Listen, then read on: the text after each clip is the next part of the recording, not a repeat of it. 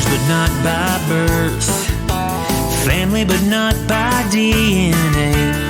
Dave and Adam are two of a kind, and they wanna borrow some of your day to talk into your ear holes about midi-chlorians and roller coasters. Those two things are unrelated, but so are they. They're unrelated at birth, like most people who aren't related. Unrelated at birth, but they're brothers in a brotherly way. Now it's time for the phenomenal brother and the golden voice of the South. They're brothers from different mothers, but they're both really proud to be unrelated at birth. Go now? Are we going now? Right now. Do you need a teleprompter like on the State of the Union? I need a teleprompter and I need hold up. Hey, I really need to get my timer. Timer? Because I have to know how long we're going. I got it all under control.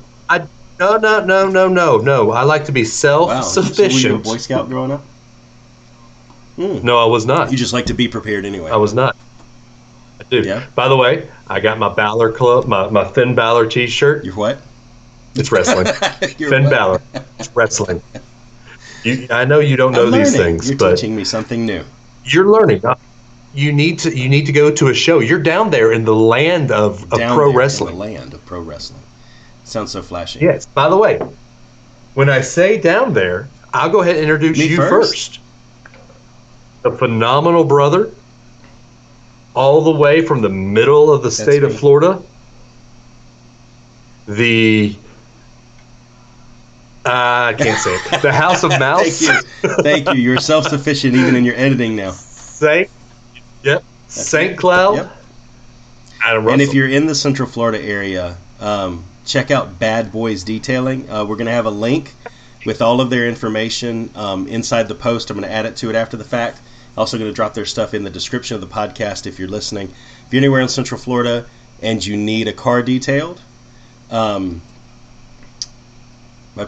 just said no sound. Can you guys hear me, or does someone need to turn their volume up? Well, Papcheck said you could have waited 20 minutes. Until what? I don't know. All right, hang on. Hold, please. Well, here, let me... I can hear. Okay, I can hear. So anyway, if you're in Central Florida, check out Bad Boys Detailing. We're going to put all of their information in the comments and in the link.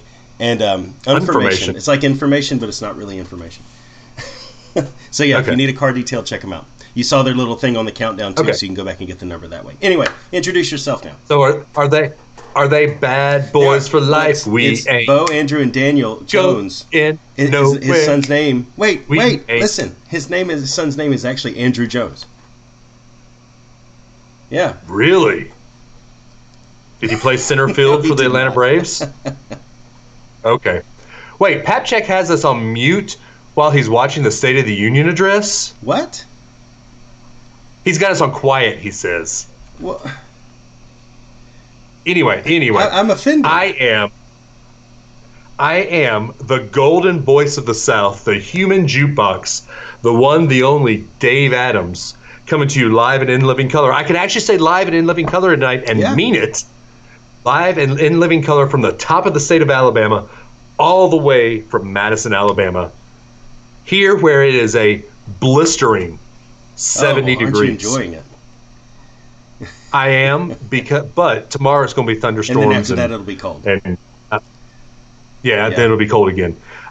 Anyway, so what's going on, man? What's been going on in the life and the world of Adam Joseph everybody Russell? Says they can hear, but Kyle said he paused Head of the Class reruns to be here. So let's make this really good. Let's make this super good. Okay, Head of the Class. Yeah, I'm struggling on that one too. I got to be honest. Okay. Enlighten us, Kyle, while we talk. So, everything's good, man. Nothing big happened this weekend, did it? Anything big happen this weekend? Anything super? No. I don't know. I had a super bowl of cereal this really? afternoon. It was the brown sugar toasted the oatmeal thing. Anyway, it's good. Sounds delicious. I like it. It is. It's great. It's brown sugar flavored. But anyway, Super Bowl happened. For reasons, if you follow my Facebook, we're not going to get into the halftime show. I do want to make this PSA though. Unrelated Birth is a safe space for opinions. I want to get back to how the world was in the 90s and the 2000s. If you have a differing opinion, let's go on the agree to disagree discourse instead of the disagree and then sling mud. Okay. On the show, in the chats, however we do it, let's make this a place where we can all have opinions and respect each other's opinions without slinging that mud. Make social media safe again. Make social media safe again for the left, for the moderates, for the right. And if you don't even identify with any of those, that too. Right. Adam and I have had this discussion. I think we had it yesterday. What you hear on here, there is a slight bit of character play. I mean, there is some time where the phenomenal brother is Adam Russell and Adam is the phenomenal brother, but I would say that a lot of the time it is a little bit turned up to 11 on the show. And let's be honest, Joe Rogan in the podcasting space. If we don't even turn it up to 11, right. I mean, he's like a 15. Yeah, and let's be honest. I don't think anyone can be as awesome as I am in real life. So yes, the golden voice of the South, the human jukebox. Well, okay, wait. The human jukebox part is real life, but the golden voice of the South thing is kind of a character. It's a heel. When we get into, I like it. You used a wrestling term. When we get into real life stuff and where we have our opinions, we'll pause our character and say, hey, this is David Adam coming to you. I want this to be a place where we can all have a conversation without people's feelings getting hurt. And if people's feelings are starting to get hurt, please somebody say that before real anger sets in. That's how all of us should handle all of our disagreements in life. So thank you for that PSA. Agreed. The more you know. Speaking of the more you know, that's a great segue. Really? We didn't even play it. It is because no, we didn't. NBC used to run those on during some football games and everything, and that gets into commercials. So the Super Bowl is known for its good commercials, and the last 3 or 4 years they really have been lacking. I think that's a fact. Yeah. That's as some people would say, that's a fact, Jack, as they used to say on the Duck Dynasties. But I thought this year the commercials were actually much better than they have been in the past. There was one I think was a clear-cut winner. It wasn't a funny one, but it daggum made me cry on Super Bowl Sunday. What was that? The Google one, yeah. Come on, man. Google, remember, she liked to take me dancing. At the same time, though, it's like Google knows everything about you now, even your intimate memories. There's a little bit of that. Like, literally, we used to have a Google Mini like in every room in our house. And then it gets like novelty all the time. Hey, Google, hey, Google, hey, Google, every 5 seconds. And then it kind of wears off and you're like, I think I need just maybe one of these. You know? Right. But there was a part of me that was just like, not Bezos, but Google knows, not Amazon, Google knows everything about you now. So, but I do think that was a very interesting application of the technology they've got. That someone who might be having an issue or someone who might be having trouble remembering, there's a way you can get around that where they can always have those memories. So I think it balances that line of privacy and convenience. But I did like that one a lot. So let me ask you. You say that they weren't good the last 4 years. What makes a good Super Bowl commercial in your mind? To me, it's a staying power type commercial. There are still commercials that were played 5 years ago in the Super Bowl. Maybe not 5 years ago, but the Doritos time machine one that are still played today. So I think a commercial that has staying power with enough. But what gives it staying power? What gives humor. it staying power? What's that magical formula? Because I think if as we go down our list here of what we thought was our favorites and some we thought weren't, I don't know that there's like a consistent theme. But I think it's about being. I think the problem in the last 4 years. I'll answer the question that I asked you by answering first, of course. I think the problem with the last 4 years is everybody tried so hard to be memorable that it was overly contrived. Right. Because you want something that's memorable, you want something they can walk away with. At the same time, it's not always about your product. It's more about the word of mouth that it generates because the things that are going on become almost part of the lexicon of American culture for years after that. You know. Right. But I think that's one thing is it's got to have staying power in your mind, but not be like over the top where you're just like bombarded and you're like, what the heck was that? On to the next thing, you know. So, and I will say one that is memorable to me are things. What makes it memorable to me is, hey, by the way, a friend of mine just joined, Megan Currington Wellborn. Today is her birthday. Happy birthday, Megan. But anyway, what makes things memorable to me are ones that you look at and go, what the crap? While you're still laughing. Good segue to that one is the Rocket Mortgage commercial with Aquaman. Oh, yeah. Where he comes in, takes his muscles off, and he's this skinny, wimpy kid and can't even lift a 50-pound bar. I don't think the only reason I remember it was Rocket Mortgage is because I looked at it a couple minutes ago. But I don't think we'd remember Jason Momoa, by the way. I don't think we'd remember that it was Rocket Mortgage. We just remember how crazy the commercial was. One of mine that I actually liked, and I wouldn't say it's one of my top ones, but it's one that we laughed at, was the TurboTax one, where they're all doing that weird dance. Because literally, not the day before that, I was in the kitchen and Aiden turned a song on and I started dancing like that in the kitchen, like to make the kids laugh. And so we were laughing at that. But that all people are tax people. All people are tax people. And that's just like, it goes with it. It's not just funny. They found a way to connect it where you remember who it was. And because of that jingle that they did, you know. So, that's funny. That's true. So anybody in the chat over there talking? He has no idea what Josh Jacobs' story has to do with Kia. But he remembers it was a Kia because it was a memorable story. And then they've also posted an extended one about him online. Yeah. Really, that's cool. That's cool.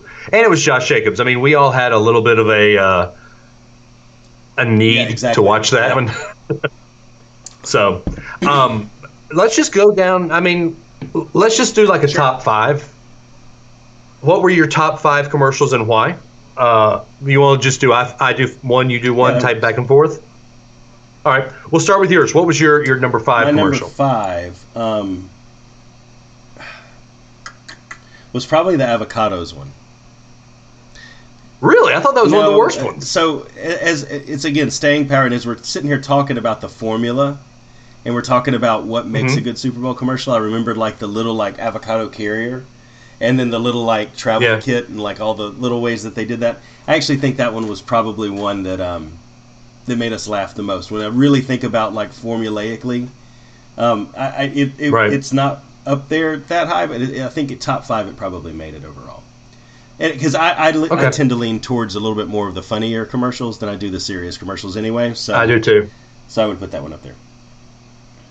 Yeah, I think my number 5, just because of what it meant for the pop culture sports world 2 days before, Tom Brady being the ultimate troll, the Hulu commercial, because he trolled everybody on Thursday, posting that picture of him, what looked like walking out of a stadium. Well, turns out it was Tom Brady being a Hulu commercial. And at the end of the Hulu commercial, he says, and guys, I'm not going anywhere. Yeah. So Was that him saying, "Hey, I'm not leaving New England," or was that him just being exactly him? We'll see. I just think now that one won't have staying power, but just because of what it meant for the NFL, I think that was probably one of my favorite ones of the night. It's what the Mr. Peanut commercial tried to be. They tried to float something out there that was shocking and got people's attention. And the question is, on Super Bowl Sunday, does it follow through or not? And I'll talk more about that one later when we get to the next category of commercials. Yeah. Well, yeah. Okay. Anyway, what was your number four, Adam? I would probably say TurboTax, the one with the dance. That one made us laugh really hard. Yeah. Just because, and probably if I hadn't danced like that in the kitchen the other day, I don't know that it would have been as funny. But we had a really good laugh at that, and we enjoyed that one. So. And we've already talked about my number four. This is where I put Google. Just because I think it truly, it showed you. A lot of people think, well, what's Google for? What are these home things for? Well, that shows you something right there. Yep. So that's my number four. What is your number? My number three was Google, Mr. So. Okay. Well, my number three is another one that we've already talked about, Rocket Mortgage. Because my 2 and 1 are just perfect. Anyway, what's your number 2? Is the MC Hammer Cheetos Can't Touch This. Because I thought it was funny they did that little teaser where he's sitting at the piano, and then they ended up doing a whole scene during the Super Bowl, like all the different things you wouldn't be able to do.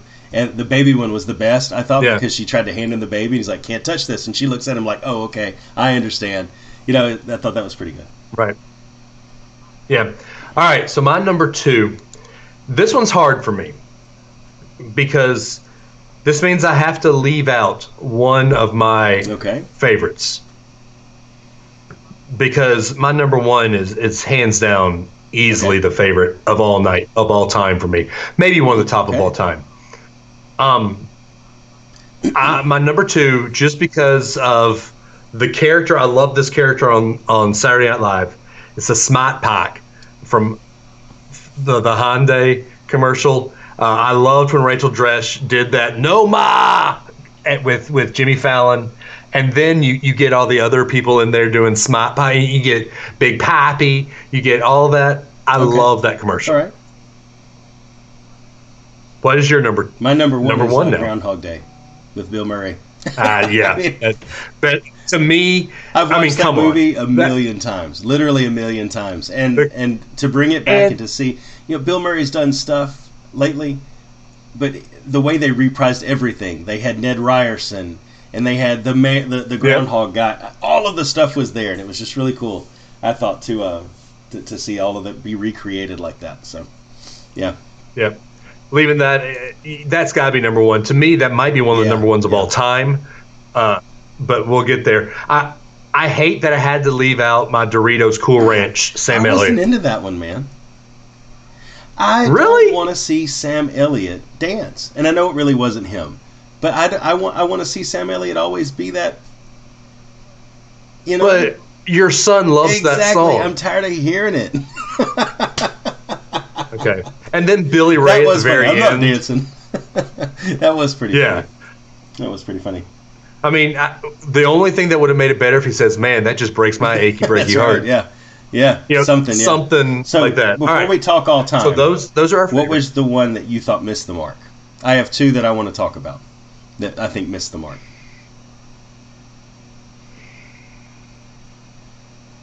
Deep Thoughts with Dave. I've got one.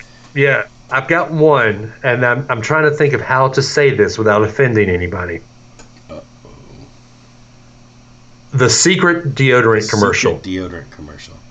With where it was it was a kick to win the Super Bowl, the crowd's cheering, they take the helmets off of the holder and the kicker, and it's 2 females. Okay, I must have missed that one. Yeah, it was right at the very beginning of the game. The crowd stops applauding for a couple of seconds, and then once they realize what's happened, they start applauding again. I don't think that's a bad idea. If you really, go ahead. Sorry. No, if you really want to nail home that, hey, girls can do this too, blah, blah, blah, blah, blah, there shouldn't have been that 10-second pause before everyone else started cheering again. If you really, and they did. I actually really liked the commercial, and I can't think of her name, but the 49ers coach, the offensive coach that is a female, that drives home the fact that females can do anything they want to do just like anybody else, right? It's contrived. It's a contrived moment that's not real, and never in human reality in sports would you be like, oh my gosh, I had no idea that in the Super Bowl, after you've played 18, 19 games, that your kicker and holder were female. It's not even real, and it's contrived. Right. That's the kind of stuff that turns me off from commercials. This has nothing to do with the message. It's the way the message is presented, Yeah. Right, exactly. So I would say I'm gonna save my what I thought was the second worst one. I'm gonna go for worst first. Mr. Peanut. Okay. They teased this whole Mr. Peanut dies thing, and then he's reborn as a baby that talks like a dolphin. That's trying to be over the top just to be over the top, but are you trying to cash in on the whole Baby Yoda thing, Mr. Peanut? I mean, it's exactly what it was. And then it was even hashtag Baby Peanut or something like that at the end of it. Yeah, you're just trying to cash in on the Baby Yoda thing. So I thought that was dumb. But the one I actually liked the least was the Hyundai commercial. I cannot stand Rachel Dratch, number one, in most of the things she does. But you had Krasinski and Chris Evans in there, and that's all you could do? But it's Boston. That's all They're you could smart do? pie. Really? Oh, does it back out too? Yeah, yes. It backs out. Look at it back. Okay, yeah. Okay, see, I loved that character that Rachel Dratch did. The whole... I understand your viewpoint. For me, it was just like, you had Captain America and Jack Ryan, and the best you could do is Boston accents. Wait. Captain America and Jack Ryan? Amazon, Krasinski plays Jack Ryan. No. You had Captain America and Jim. Okay, Jim/Jack Ryan. No, Jim. Yeah, he didn't even give us a look at the camera, like, He should have done that. But if we're going to go with my worst, I'm trying to think of one that just fell flat to me. How about if you buy a 6-pack of Michelob Ultra, we'll convert farmland somewhere to organic? Well, okay, that's it. They said Mick Ultra Gold or whatever. It's organic. I'm sorry, but when is beer not organic? It's always hops and barley. You know what they mean? That they raised grew the hops and barley under organic standards. What I didn't understand about it was you're going to convert a 2x3 space, a 2 foot by 3 foot space of farmland to organic for every 6-pack sold. So there's going to be a farmer somewhere that 75% of his field is organic, and all of a sudden there's this little 2x3 square where it cuts over to not organic. No, you're going to go ahead and make a donation to a place that does it. So I have a problem with companies that are like, if you buy this, we'll donate 10 cents per, up to $1 million. Just go ahead and donate the $1 million. Just go ahead and do what you were going to do, because if I only buy 6 of them, are you only going to donate 60 cents? No, you're going to donate $1 million. Yeah, that's true. So let's just cut the crap. Well, it's socialism, man. It's just socialism. They're going to take a part of someone else's farm. It's Bernie. It's Bernieism. Next year, so when Bernie gets elected, next year, and I say that tongue in cheek, but next year when Bernie's elected, it's going to be Michelob Ultra. We'll take a 2x3 square of farmland and give it to the state for every 6-pack we sell. Oh, I love it. They're setting it up for next year, boy. So there you go. All right. So we got to do this quick because our time's running out. I mean, look. Our timer's just ticking away, man. Hot take. Baby Nut is cashing in on Baby Yoda, who cashed in on Baby Groot. Wow. Ooh. Well, but here's the thing. Disney can't cash in on Disney. Yeah. Oh, yes. I think. Have you ever watched Good Morning America? He's correct about that. Oh, yes, we can. Yep. That's true. All right. So quickly, let's go with maybe your top 3. No, let's go top 5. Top 5 best Super Bowl commercials of all time. All right. From 5 to 1, we're just giving them, or are we going to have any analysis? 5 to 1. Maybe give a slight analysis. So my 5 is the Budweiser Frogs.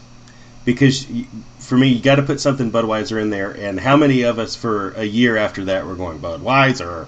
And then everybody copied it, and there were T-shirts good. and the whole thing. We were actually had in the pre-show, we had talked, what about the "Was Up" commercial?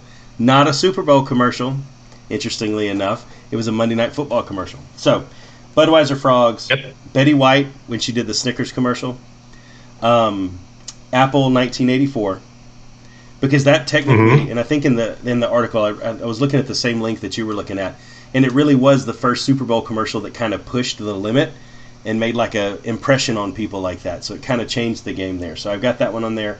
I think Office Linebacker is hilarious, so I have that at number 2. And then you can never top Jordan versus Bird for a Big Mac. Can't top it ever.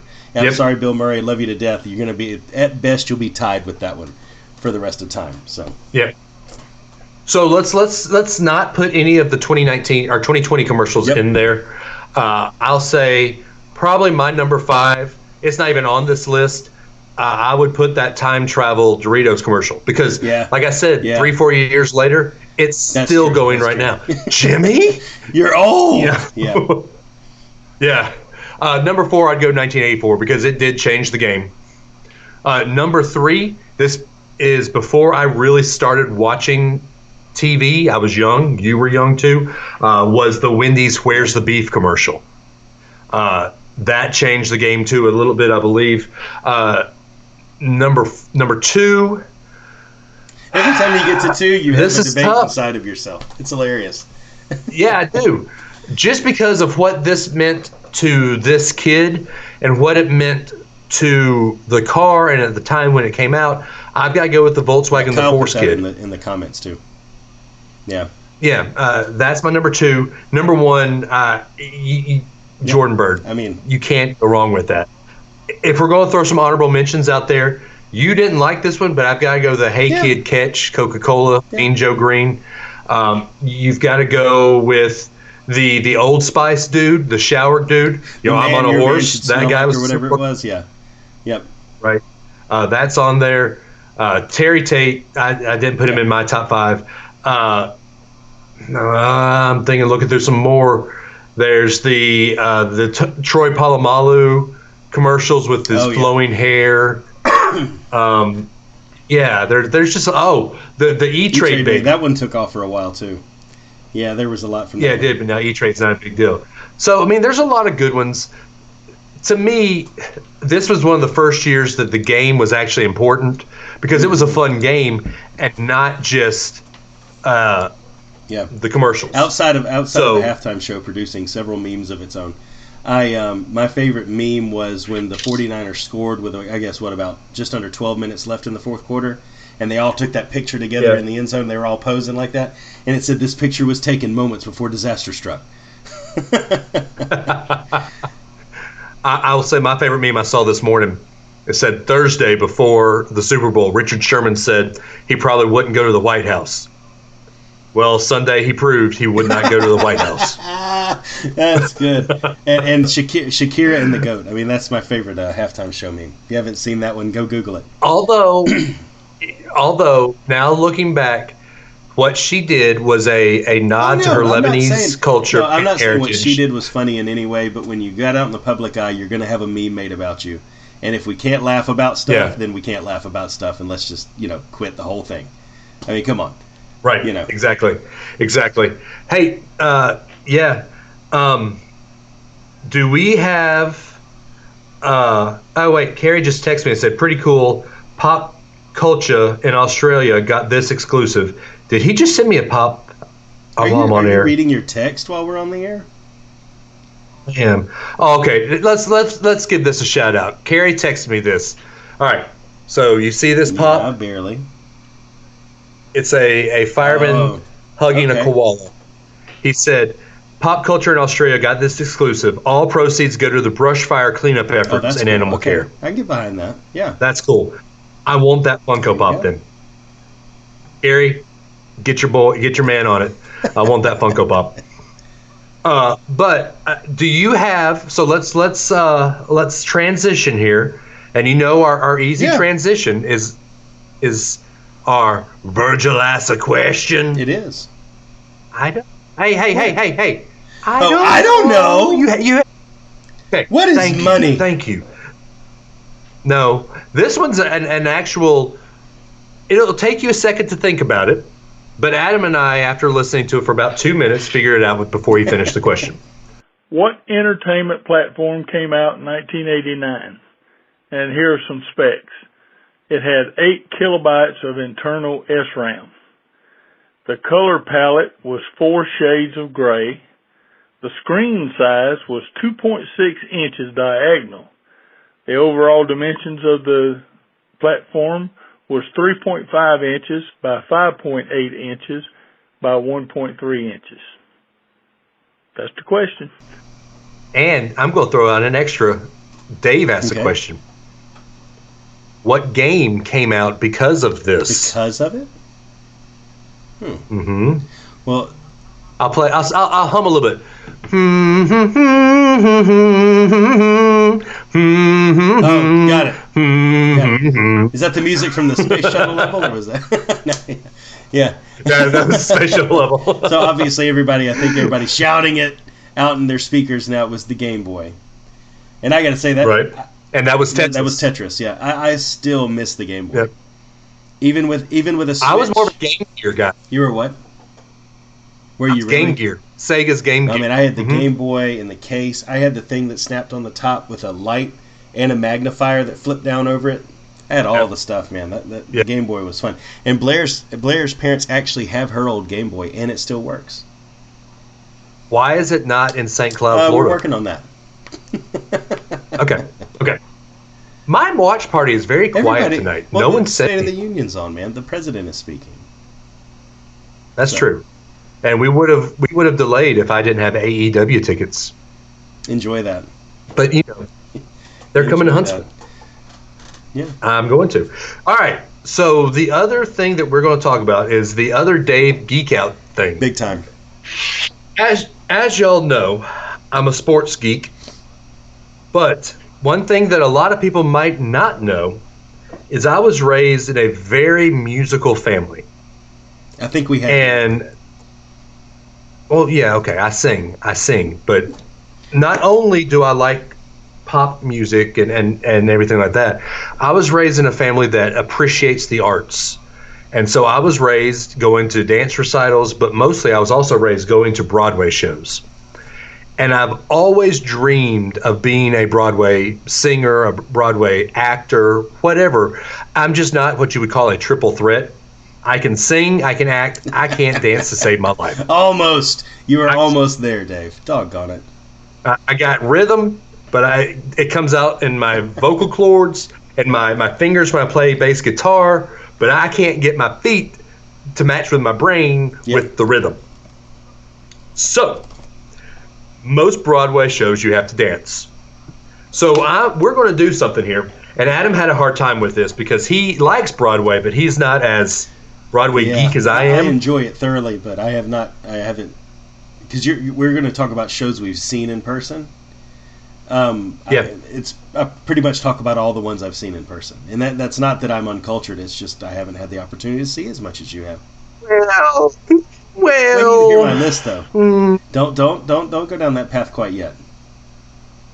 Okay, so you were going to do your top 3 My shows, top 3, right? And then give the first 2 out, and you need to do the same. I'm going to make you pick which 2. If you had a chance to see 3 shows, which 2 would you leave out in the cold? I'm going to make you do it. If I could only see 3 shows over and over and over, and nothing someone else. handed 5 envelopes to you, and each one of those had 4 tickets in it, and you could only pick 3 of those 5. Which 3 would you pick? That's the question here. Well, first off, I would never bring my daughters to a Broadway show yet. No, they can't sit still long enough. Okay, then okay. And I want to preface my list with these are shows that I have seen myself, not out a movie, not watching YouTube clips. Have actually sat in the second row at the Broadway Theater League here in Huntsville, or seen them in New York, or whatever. I've seen. Gosh, I was trying today to think of how many shows I've seen. 2 a year here, at least here in Huntsville, for the past probably 10 years. I've seen in New York 1, 2, 3, 5 shows, so that's 25. I think I've probably seen upwards of 50 shows. Okay, then. Some of them may have been repeats, but I've probably seen upwards of 50 shows. Now, I say this because I'm going to see Hamilton in April. And I know beyond a shadow of a doubt that Hamilton will probably be in my top 3. But I can't put them in my top 3 right now. Carrie just tagged me in a post on Facebook. There's a queue to get in line for that Funko Pop. So I'm doing that as I am on. So you're not gonna. Right can you now. text me the link too, please? Okay. Yeah, It's for I a will good do that cause. right now. It is for a good cause. Okay. Anyway, so and also after we do our top shows, we are going to do. What role would you want to play if you had a choice? If someone handed you an open invitation, what role would you want to play on Broadway? So, once again, you're only doing 3. I've got 5. But you have to limit. Oh, the roles. Yeah. Okay. So, let's start with your second left out show that isn't in your. Or do you want to just start with the 3 and then Let's we'll do the left start with the 3 outs? because I want to hear your reaction more to my left outs than my 3. Okay. So, what is your number 3 favorite My number show? 3 favorite, and it's probably ranked as high as it is because it was my first actual one seeing in New York. And I remember we went to it. The guy I went with said he liked it, and it was so eye-opening about how different Broadway is than what you expect because of the intimacy of the theater, how close things are. It's not like Dr. Phillips here where there's 8 balconies and 14 mezzanines. You're literally we're first row in the balcony for those seats, and we were probably 10 feet, 20 feet away from the actors, so much different experience there than going to the theater anywhere else. And I remember what struck me about it was the irreverence of the humor, because it was Mel Brooks, the producers. Oh, that's a great show. Fantastic. I don't think I stopped laughing the whole time. I wasn't crazy about the movie as much. Springtime for his love.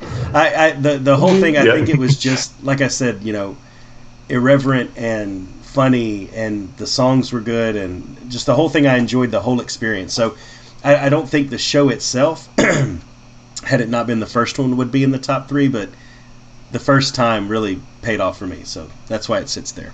What about you? Okay. My number 3 show, and this one is on there mainly for, twofold. One of the songs in this was sung at my parents' wedding. And it is a adaptation of Romeo and Juliet.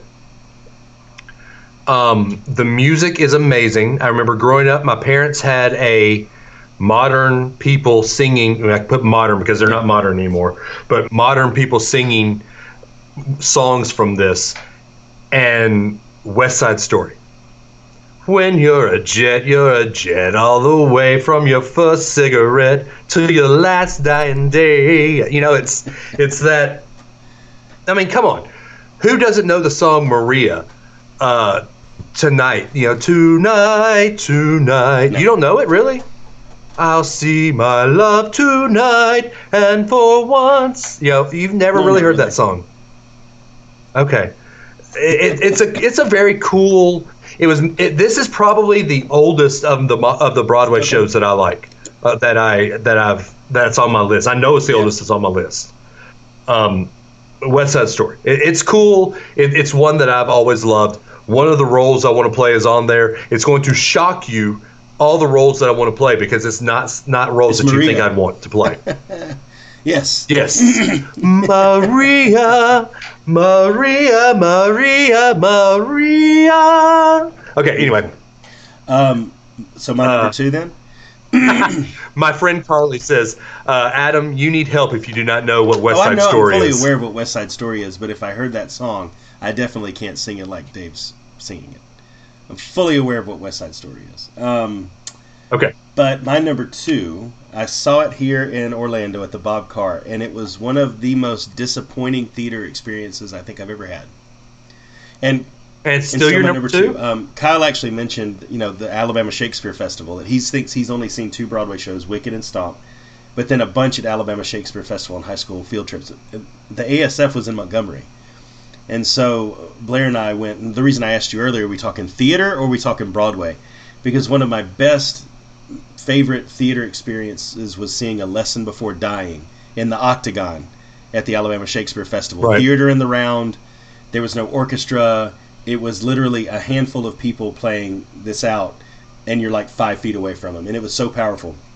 When we talk Broadway, though, one of my worst theater experiences was seeing My Fair Lady at the Bob Carr Really? because of the sound. I'm shocked that you had that on your list. The stage mics were set up in a way that you could not hear anything. But they actually had mics on the stage, and not on the person themselves? Yes. And so they would walk over here to this part of the set, and you could hear it, and it was beautiful, and they'd block off to another part, and you couldn't hardly hear anything. But that movie, I have probably watched that movie 176,000 times. I love My Fair Lady. Mm-hmm. I love the character of Henry Higgins. Eliza Doolittle, the whole thing, the music, the costumes, all of that. It's one of my all-time favorite movies, and I loved the play. It was just the sound wasn't great on that one thing. So that's my number 2.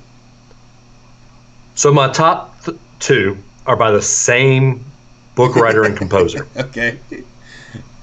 So just go on through. I will just go ahead and tell you. No, I'll go with my number 2. I'm not going to tell you both of them. My number 2, and this is, I had a very hard time saying 1v2 because that fits the pattern. This changes every week pretty much, because I'll go on a rampage of listening to one and then go back. Something else makes me want to go listen to the other one.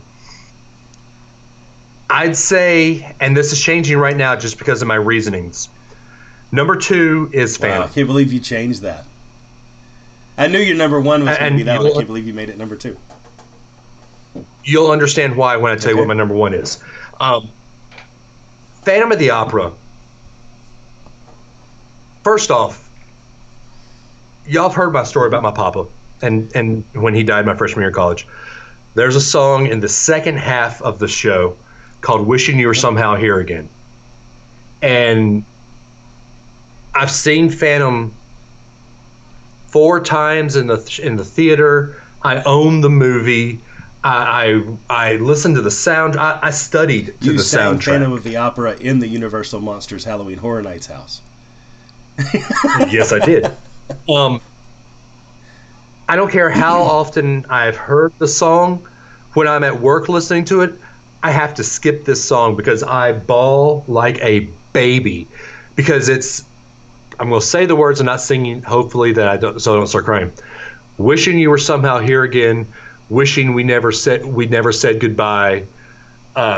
Try as I may, blah, blah, blah. Why won't the past just die? Please don't haunt me memories anymore. Let me move on with my life type thing.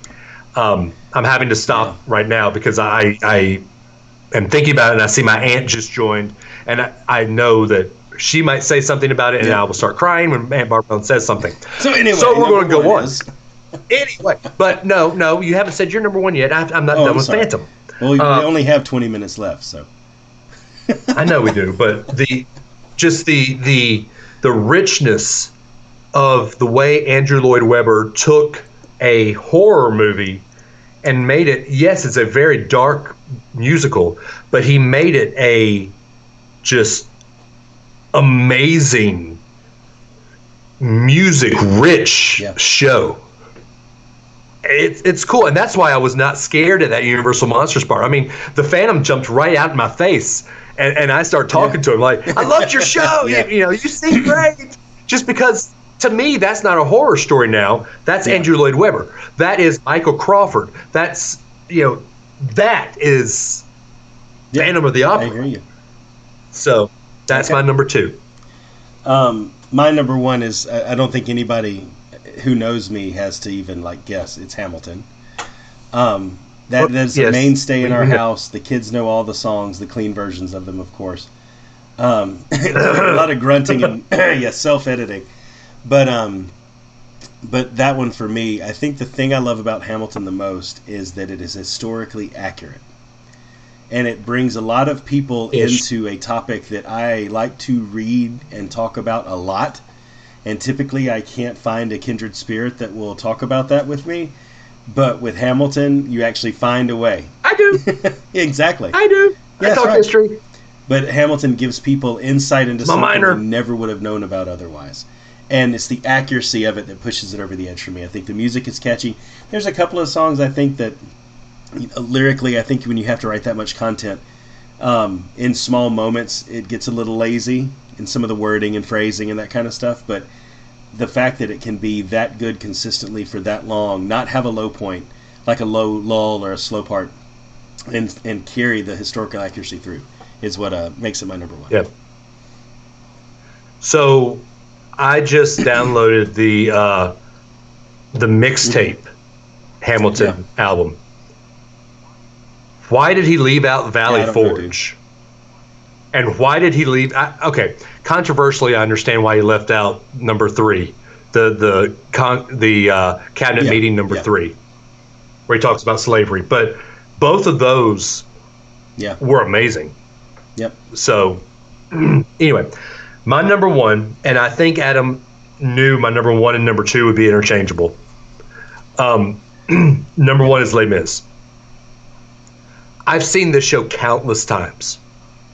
In fact, my aunt had a 1989, the original international recording CD, and I think I borrowed that one more times than I can count and listen to it. But the reason this goes on top of Phantom for me, what are you watching? The State of the Union's on. I'm listening to you. Okay. You were looking at the reason this goes. Text. Give me a break.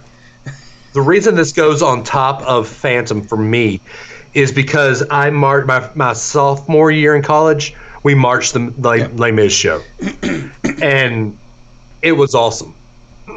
It was so cool to get to march this show that I loved so much. I mean, I marched right there where a cannon pop went off on the field. They start this, if you've never seen Les Mis on Broadway, or if you've never seen Les Mis at a touring show, they have a basically round centerpiece they put on the stage, and that is how they change scenes. It was revolutionary in 1989 when it started. Right? French Revolution. And it goes in revolutions because it spins. Right?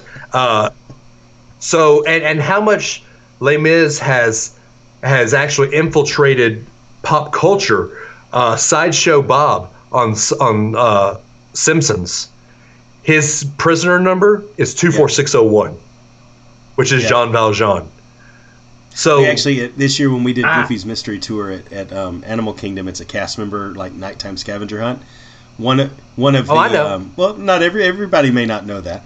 One of the things that they had for trivia was what was Rocket Raccoon's prisoner number in Guardians of the Galaxy, and 24601 was one of the options on that. I thought it was pretty funny. That wasn't it, though.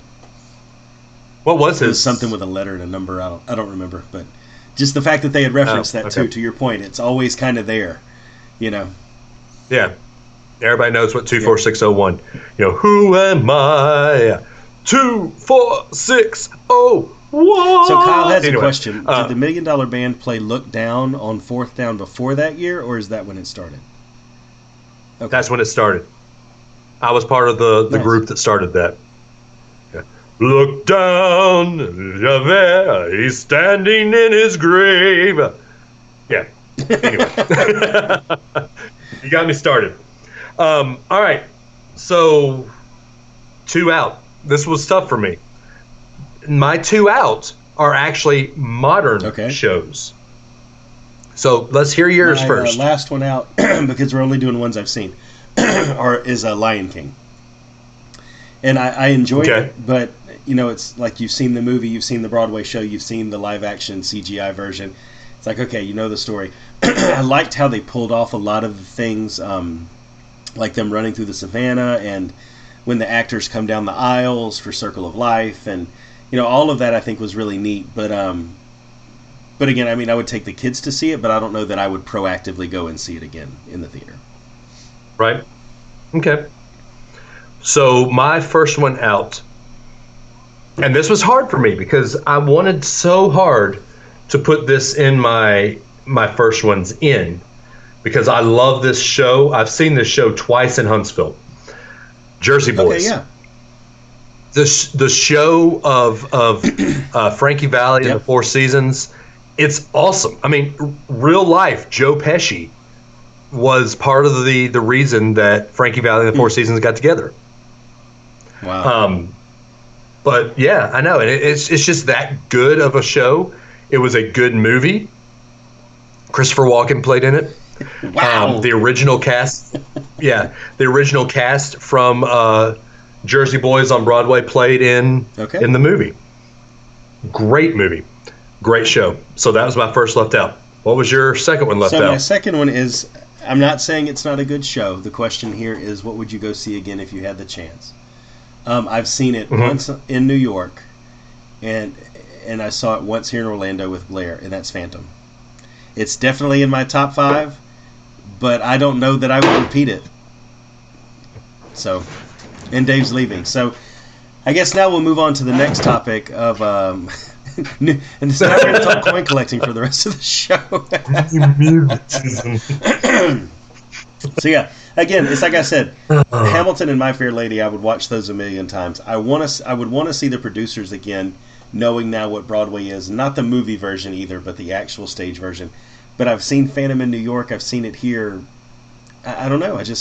We're talking repeatability in our own minds. That's the criteria. So There you go. What's your number 1 out? My number two out. Yeah. Is Rock of Ages. Yeah. It's a show about 80s rock, 80s hair band, which, for those that don't know, I actually played in a 80s hair band cover band in college. What are you laughing at, sir? 2059. I enjoyed hearing you guys, man. Whenever I think about you and the band, I think about that casino night that we had, where you guys played that. Yep, that was fun. That was a lot of fun. That was also the night where my lead guitar player proposed to his wife. Yeah, Brandon proposed to Laura that night. But anyway, Rock of Ages, it's that cool 80s hair band vibe of music. By the way, if you see me looking down, I am buying that pop. I'm on the website. Anyway, so that is our shows. This, you say only 8 minutes, but we're going to go long today. Sorry. We've got to talk our top 3, 5 parts that we want to play if we get the choice. So let's go right now with your number 3. My number 3 would be George Washington in Hamilton because of the song. Yeah, right. So I can make an argument for Aaron Burr, because I think Aaron Burr, the moment that makes it one of my favorite moments in his character is when they're doing the duel at the end, and he says that this man will not make an orphan of my daughter. The way that he portrays that, the original guy from the cast does, and then also the whole line about, now I'm a villain in your history. Leslie Odom. Yeah, Leslie Odom, like, by the way. The whole I'm a villain in your history, and he didn't realize until it was too late that he was pushing things too far. That whole storyline, I think, is fantastic. But I have to pick George Washington because I think Right Hand Man's one of the best songs on the whole show. But the solo he does at the end of Teach Him, I think it's One Last Time, and the song that he sings is actually George Washington's farewell speech. It's actual text from the farewell speech. And again, that historical accuracy is really what pushes it over for me, and that's one of my favorite moments of the show. So I would say George Washington. All right. So my top 3, I'm going to go with the same show, different parts. Okay. and I want you to remember all of my three parts I'm going to talk about, and then you'll see kind of a pattern. My top three part is King George from Hamilton. So that's your I love love the comedic. That's my number three. I love the comedic timing. I love everything he says. Everything, the way he says it. I it's kind of poking fun, but he's like, "Oh, beep, we're going to lose." Yeah. I love that. I love that. So, all right, your number two part. My number two, mentioned it earlier, would be Henry Higgins in My Fair Lady. Rex Harrison, I think the way he did it in the movie, love that character, love the way he portrays it. I could honestly watch him do anything. But I think that character, the arc of that story from not wanting to do it, and then he takes it on as a bet, and then at the end he actually realizes that he's become, rather fond of Eliza. And not in anything but purely just that he misses having her around and misses seeing her face. And I just think that's such a interesting way to see that whole relationship evolve, and the way that he did that, I would one day wish to replicate that.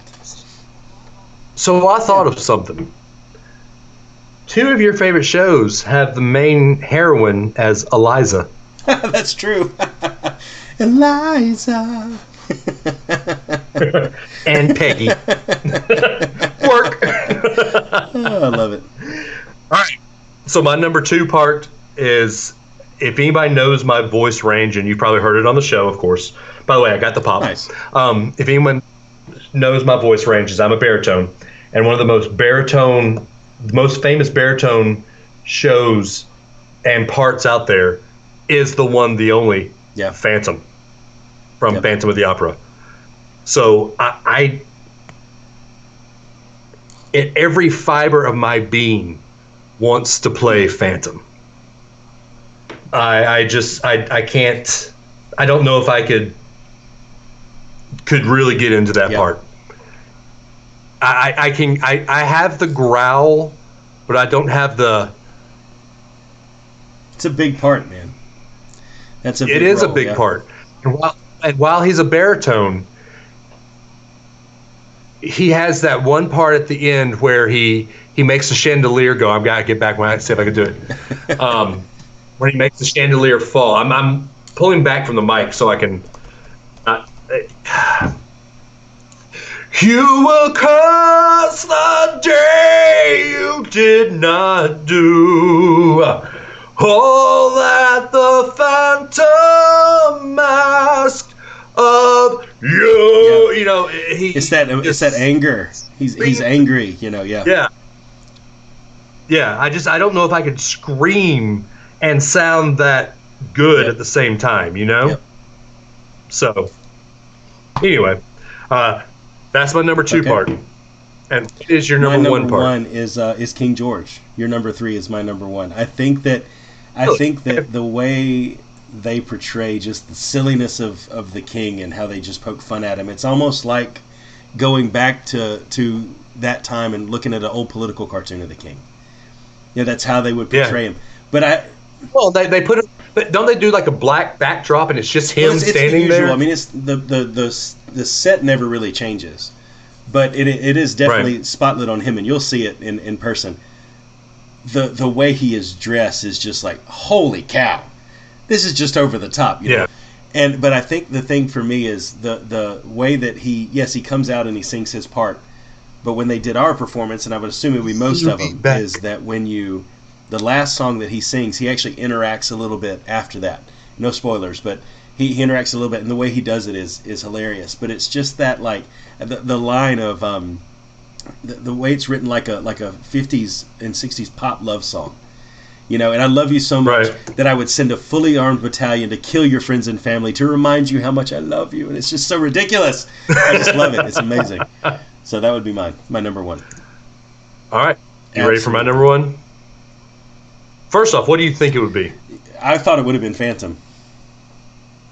Yeah. Really? Mr. Mistopheles. No, that's a good one. So, have you noticed a pattern for these first two? No. Okay. Well, then let me. Please. Well, I'm okay. Well, you'll get it when I tell you this third one, or my first part. This is the part that I would give anything except my family and my faith to play anywhere. Javert from Les Mis. So now do you see the connection for all three of these? They're all bad guys. The heel, like I said earlier. Yeah, they're all the heel. But to me, the part in Les Mis that sold this for me was when he, I'm trying to think how it starts. Valjean, at last, we see each other plain, Monsieur le Maire. You'll wear a different chain. It's that interaction. It's that baritone. I hate you type guy. And yes, you like that emotion, those outbursts of emotion and anger. You like that. Yeah. I do. Yeah. I do. And what makes me mad is in the movie they could have had a great Javert. Russell Crowe sucked. Yeah. His acting was great. Valjean, at last, we see each other playing. Come on, man! He put no emotion in it. To do a role like that, and especially in a performance like that, like Les Mis, you almost need like a Hugh Jackman style. Like you've got to be able to push it from deep to project it out, And I think that's what he was missing. Yeah. That's what I do. You're loud. You're right. I know. I'm one of the few basses. I mean, and I actually have sang in a choir where the choir director said this to me. He said, I have never had a bass who can project and actually has a hard time pulling back, because usually the bass is a quiet just mixes in sound. But to me, I don't mix. So I've actually, so my two left out, and I know you don't have two left out. My two left out are actually tenors. But I have the chops where I could do one of them, I know. One of them is actually a face, a good guy. It's Raoul from Phantom. I love that part. It's the innocent love that he shows for Christine that actually saves her in the end. Raoul's, spoiler alert, Raoul's willing to sacrifice himself in the Phantom's lair to just let Christine go. Hey, what's funny, Scott Hooker just joined. Brother Scott, he was my grandmother's music minister when I was growing up.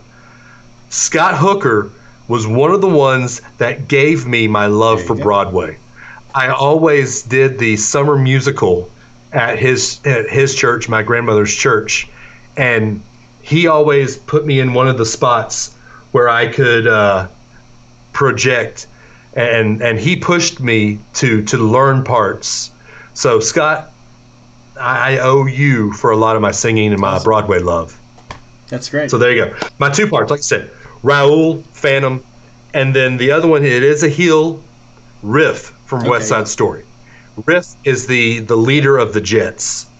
And so he is the heel. He's the one wanting Tony to stay and not fall in love with Maria. Cool. So there you go. Real quick before we transition away from Broadway, have you seen the preview for In the Heights?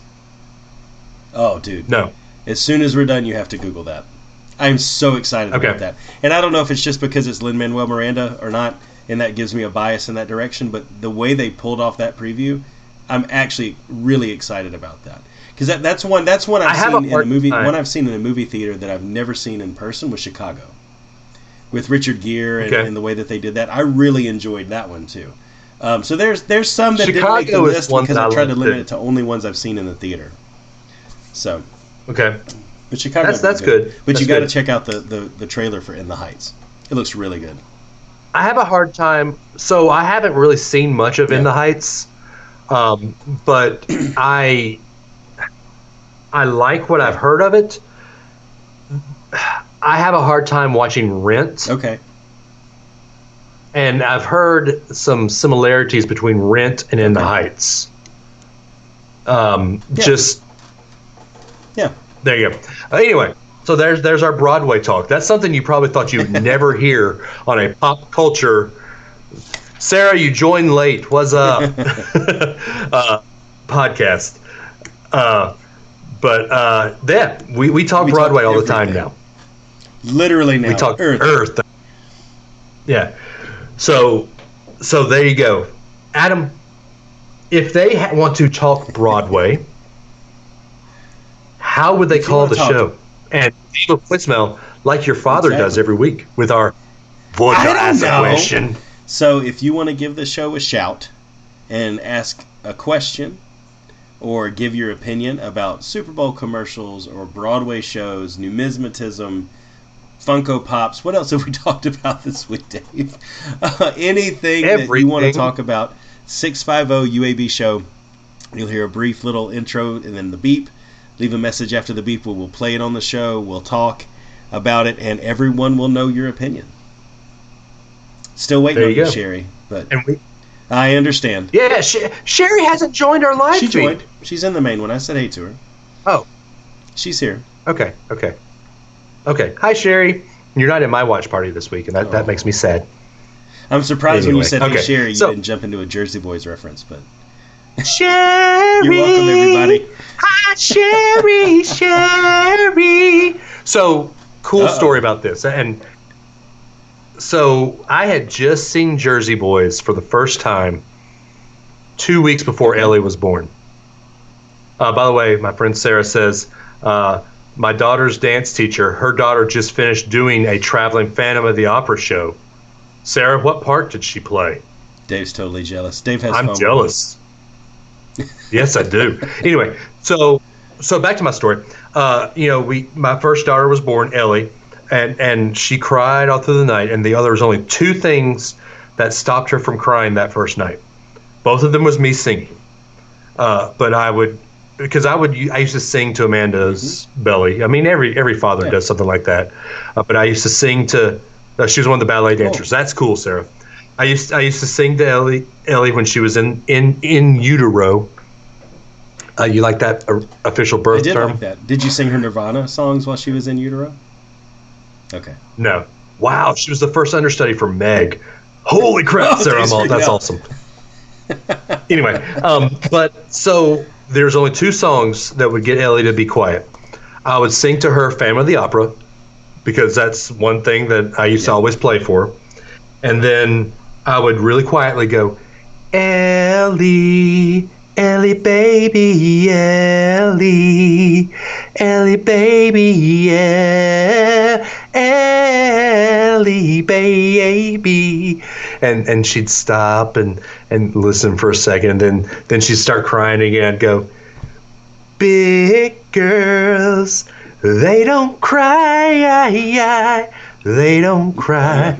So it was that Jersey Boys thing there was just two things that got Ellie to stop crying.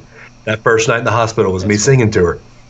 So, but anyway, that train of thought, and we're good in there. Okay, so if you want to get hold of the show on the socials, I'm at DAdams419. He is at Runtime to Run. The show on the Twitters is at Not Related Bros.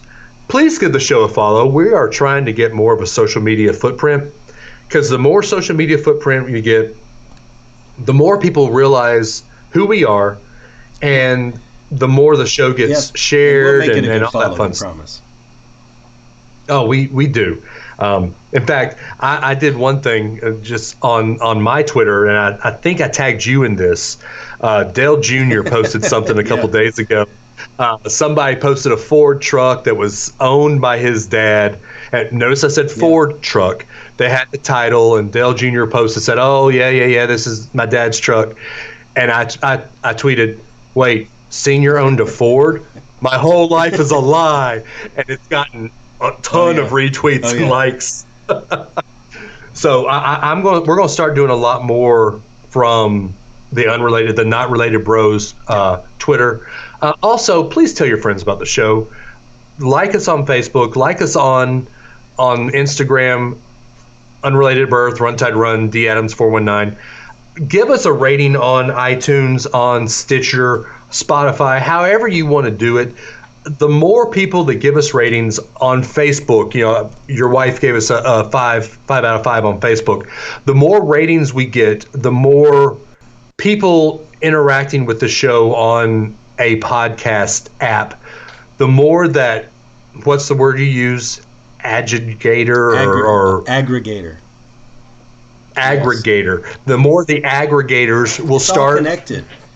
Follow, share, review. It's all random connected. People. Yeah. Like, follow, share. Anyway, we will. We've been promising this the last couple of weeks, but I'm going to say this now. This week we will have a poll on the group and on the main page on Facebook about Patreon. There's a couple of options Adam and I have been throwing around. We will have a poll out there to vote which one you would be most likely to do on Patreon if you want to do Patreon. You don't have to. We don't want to pressure you. This is just something that we're thinking we could do to make the podcast better. None of the money would go directly into mine and Adam's pocket. It would go directly back into the podcast. It's time to invest. It's time to put together all the things that we would have always liked to do. We can do a lot more, and I think I'm excited about that. I think the Comic-Con was just the start of, that growth that we've always talked about and how we actually get ourselves out there. So it's an exciting time, for sure. It is. Speaking of exciting time, unfortunately, this is not an exciting time.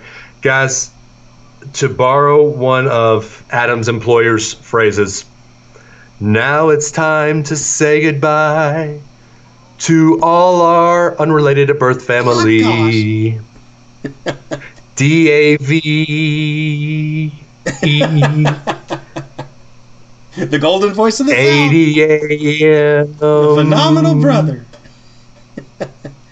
We'll see you later next week. Guys, we love y'all. We will talk to y'all next week here on the next Unrelated at Birth live feed every Tuesday night at 8:30. Come join us. Adam, what you got? I did not know he was going to do that, everybody. I'm verklempt. I'm caught off guard. Kyle asked if we're going to hire a full-time audio production engineer. Do you have a resume, Kyle? Are you interested? Anyway, everything Dave said, everything he sang, I won't repeat the song. But we love you guys, but not as much as Jesus does. We hope you guys have a great week, and we'll see you next Tuesday.